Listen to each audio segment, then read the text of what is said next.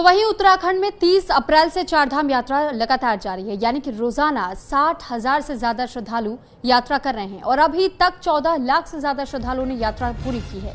उत्तराखंड चारधाम यात्रा 2025 अपने चरम पर है। लगातार श्रद्धालुओं की संख्या बढ़ती ही जा रही है।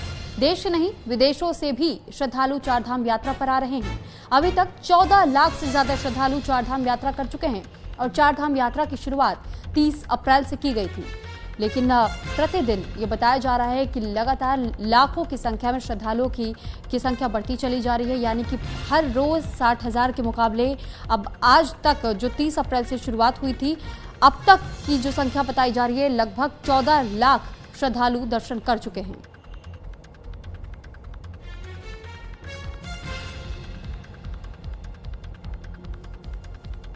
तो गंगोत्री, यमुनोत्री और बद्रीनाथ, केदारनाथ के दर्शन करने के लिए दूर दराज से लोग पहुंच रहे हैं। इस वक्त भक्तिमय हो चला है ये चारधाम यात्रा, क्योंकि न सिर्फ देश भर के कोने कोने से, लेकिन दुनिया के कोने कोने से भी श्रद्धालु पहुंच रहे हैं।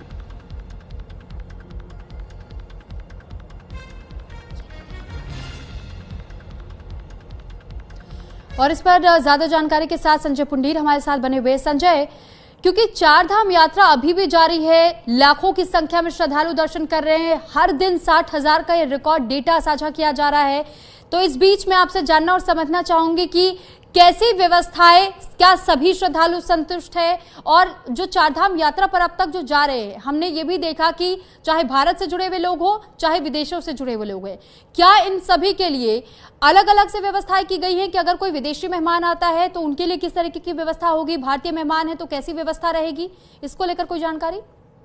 निश्चित तौर पर शुद्ध चारधाम यात्रा लगातार जारी है और जिस तरह से चारधाम यात्रा यानी विश्व की प्रसिद्ध यात्रा चारधाम को कहा जाता है, जिसको लेकर उत्तराखंड सरकार कई महीनों पहले से ही अपनी तैयारी में जुट जाती है। और जिस तरह से आपने जिक्र किया है कि अगर कोई विदेशी मेहमान चारधाम यात्रा करना चाहता है तो उसके लिए किस तरह की व्यवस्थाएं हैं, सबसे पहले आपको बताना चाहेंगे जिस तरह पंजीकरण केंद्र होते हैं, क्योंकि चारधाम यात्रा करने से पहले सबसे पहले पंजीकरण होता है और वही व्यक्ति यात्रा कर सकता है जिसका रजिस्ट्रेशन हो। और यहाँ पर जो विदेशी मेहमान है, जो तमाम अलग अलग कैटेगरी रखी गई है, उनके लिए रजिस्ट्रेशन केंद्र अलग से बनाया गया है, यानी उन्हें किसी तरह की असुविधा का सामना न करना पड़े, उसके लिए अलग से यहाँ पर व्यवस्थाएं की गई है। उसके अलावा जो कैंप है वो लगाए गए हैं। साथ ही साथ अगर अन्य व्यवस्थाओं की बात की जाए तो हरिद्वार से लेकर चारधाम यात्रा शुरू होती है, क्योंकि चारधाम यात्रा को हरिद्वार को ही चारधाम यात्रा का प्रवेश द्वार कहा जाता है। सबसे पहले यहीं पर जो श्रद्धालु होते हैं यहाँ पर पहुंचते हैं, उसके बाद यहीं से मां गंगा में आस्था की डुबकी लगाते हैं और फिर अपने चारों धामों की यात्रा की शुरुआत करते हैं। तो इसके लिए अलग अलग से यहाँ पर व्यवस्थाएं की गई है। अगर स्वास्थ्य सेवाओं की बात की जाए तो वो भी यहाँ पर कैंप लगाए गए हैं। एक और जहाँ देश भर में कोरोना ने एक बार फिर दस्तक दे दी है, तो उसको लेकर खास इंतजाम किए गए हैं। जो रेलवे स्टेशन है या बस स्टैंड है, वहाँ पर तमाम कैंप लगाए गए हैं और स्वास्थ्य परीक्षण किया जा रहा है, यानी पहले स्वास्थ्य की जांच होगी, उसके बाद ही आप यात्रा में शामिल होंगे। इसके अलावा संजय, लेकिन अगर कोई चॉपर के जरिए यानी हेलीकॉप्टर के जरिए हवाई यात्रा करना चाहता है, चारधाम के लिए पहुंचना चाहता है, तो उन्हें किस प्रक्रिया से होकर के गुजरना पड़ता है, इसको लेकर भी जानकारी साझा कीजिएगा।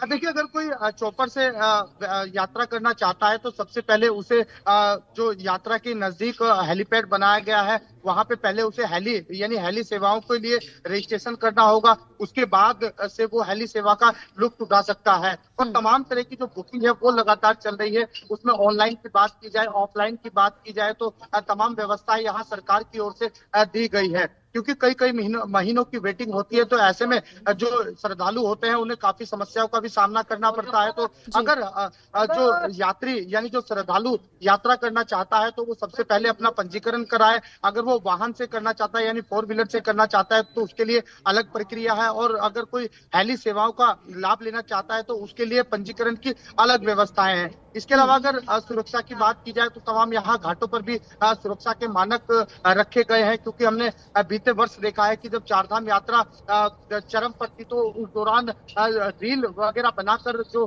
लोग थे, कुछ श्रद्धालु ऐसे आस्थाओं के साथ खिलवाड़ कर रहे हैं, तो उसको लेकर भी उत्तराखंड पुलिस ने तमाम गाइडलाइन बनाई गई है। क्योंकि जो लोग रील बनाते हैं, आस्था के साथ खिलवाड़ करते हैं, तो उनके लिए साफ कहा गया है कि अगर इस तरह कोई रील बनाता है तो उसको कहीं ना कहीं उस पर कानूनी कार्रवाई की जाएगी। जी ठीक है। और खास तौर पर अगर जो व्यक्ति चारधाम यात्रा के लिए अपने घर से बिल्कुल सही सलामत तो निकलते हैं, लेकिन अगर बीच रास्ते में उनकी तबीयत बिगड़ती है या फिर उनके साथ अगर छोटा मोटा कोई दुर्घटना घट जाती है, तो ऐसे में उनके लिए क्या मेडिकल कैंप्स की भी व्यवस्था रास्ते में की गई है? किस तरीके से उनको उन मेडिकल कैंप्स तक पहुंचाया जाता है? कैसी व्यवस्थाएं वहां मेडिकल कैंप में पहुंचने के बाद उनको मिलती है? इसको लेकर क्या कुछ जानकारी है? अगर किसी भी व्यक्ति का स्वास्थ्य खराब हो जाता है, तो अगर आसपास स्वास्थ्य कैंप है तो वो वहीं से पुलिस या फिर वहां के जो सुरक्षा कर्मी लगाए गए हैं वो स्वास्थ्य कैंप तक पहुंचा देते हैं। अगर वहां पर कैंप नहीं है तो उसके लिए टोल फ्री नंबर भी यहाँ पर रखे गए हैं, उन पर कॉल करके आप स्वास्थ्य सेवाओं या फिर अन्य किसी भी सुरक्षा संबंधित सेवाएं ले सकते हैं। पहले ही सरकार की ओर से गाइडलाइन है कि आपको स्वास्थ्य जांच होना अनिवार्य है, क्योंकि हम देखते हैं कि जो पहाड़ी वाला क्षेत्र होता है, यानी 3000 फुट से जो ऊंचाई वाला क्षेत्र होता है, वहां पर टेम्परेचर चेंज होता है, तो ऐसे में बुजुर्ग और बच्चों की तबीयत खराब हो जाती है। तो वहां पर भी कैंपों की व्यवस्थाएं की गई है, क्योंकि वहां की जो स्वास्थ्य सेवाएं हैं और वहां तमाम जो जिला अधिकारी है उनको पहले ही दिशा निर्देश दिए गए हैं कि अगर किसी भी तरह की वहां स्वास्थ्य सेवाएं लेनी हो या फिर किसी भी तरह यात्री को दिक्कतें हो रही हैं, तो उसके लिए वहां पर टोल फ्री नंबर लगाए गए हैं, बोर्ड लगाए गए हैं, और आसपास के अपने पुलिस स्टेशन में भी आप बता सकते हैं। जी चलिए ठीक है संजय, बहुत धन्यवाद आपका तमाम जानकारी हम तक पहुंचाने के लिए।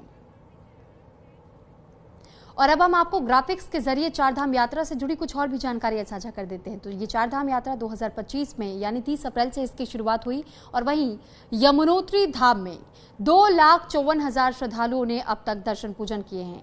और इसके साथ साथ देखिए, जब यमुनोत्री धाम का हम जिक्र कर रहे हैं और आपको संख्या भी बता रहे कि 2 लाख से अधिक लोग अब तक दर्शन कर चुके हैं, तो वहीं गंगोत्री धाम की बात करें तो 2,41,000 श्रद्धालुओं ने अब तक दर्शन पूजन गंगोत्री धाम पहुंचने के बाद किए हैं। और इसके अलावा अब केदारनाथ धाम की भी जानकारी हम आपके साथ साझा कर देते हैं। 5,51,000 श्रद्धालु अब तक केदारनाथ धाम पहुंच चुके हैं और बाबा केदार के दर्शन वो कर चुके हैं। इसके बाद बद्रीनाथ धाम की अगर बात की जाए तो 3,23,000 श्रद्धालु अब तक दर्शन पूजन कर चुके हैं। तो चारधाम यात्रा 2025 सुगम तरीके से चल रहा है। लोग भी काफी ज्यादा उत्साह के साथ यहाँ पहुंच रहे हैं और उनके लिए तमाम व्यवस्थाएं भी की गई हैं। ऐसे में लोगों का भी ये कहना है कि हम पूरी तरीके से इन व्यवस्थाओं से भी संतुष्ट हैं, उन तक तमाम मदद भी पहुंचाए जा रहे हैं। तो देहरादून में डीएम कार्यालय पर जनता दरबार लगा। मुख्य विकास